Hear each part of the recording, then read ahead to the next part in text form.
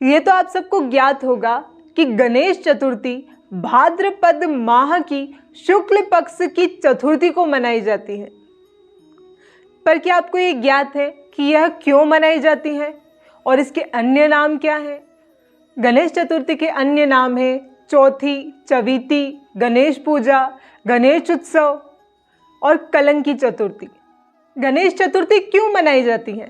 पौराणिक कथाओं के अनुसार एक बार माता पार्वती स्नान करने जा रही थी और उन्होंने द्वार पर पहरेदारी के लिए अपने शरीर के मैल से एक पुतला बनाया और उसमें प्राण डालकर उसे बालक का रूप दे दिया। माता पार्वती बालक से कहती हैं, मैं स्नान करने जा रही हूँ, तुम द्वार पर खड़े रहना और बिना मेरी आज्ञा के किसी को भी द्वार के अंदर मत आने देना। यह कहकर माता पार्वती उस बालक को द्वार पर खड़ा कर स्नान करने चली जाती हैं। वह बालक द्वार पर पहरेदारी कर ही रहा होता है, तभी वहां पर भगवान शंकर आ जाते हैं और जैसे ही अंदर जाने वाले होते हैं वह बालक उन्हें रोक देता है। भगवान शंकर जी उसे अपने रास्ते से हटने के लिए कहते हैं, लेकिन वह बालक माता पार्वती की आज्ञा का पालन करते हुए भगवान शंकर को अंदर प्रवेश करने से रोकता है, जिसके कारण भगवान शंकर क्रोधित हो जाते हैं और क्रोध में अपना त्रिशूल निकालकर उस बालक की गर्दन को धड़ से अलग कर देते हैं।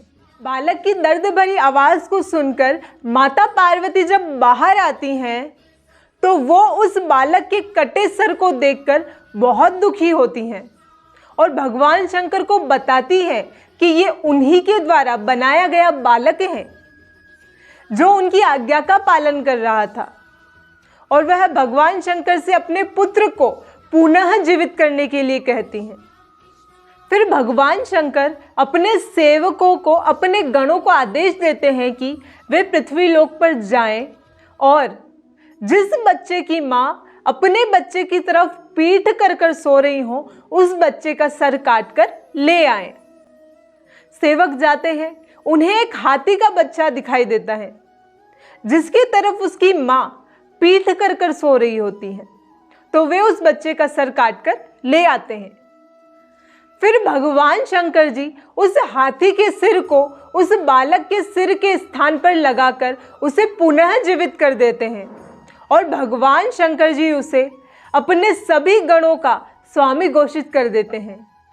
तभी से उस बालक का नाम गणपति रख दिया जाता है और साथ ही भगवान शंकर उसे ये वरदान भी देते हैं कि सभी देवताओं में वह सर्वप्रथम पूजनीय होगा। तभी से उस बालक का नाम गणपति रख दिया जाता है और भगवान शंकर देवताओं में सबसे पहले उसकी पूजा होगी ऐसा वरदान भी देते हैं। इसीलिए सबसे पहले उन्हीं की पूजा होती है और ऐसा माना जाता है कि उनकी पूजा के बिना कोई भी कार्य पूरा नहीं होता।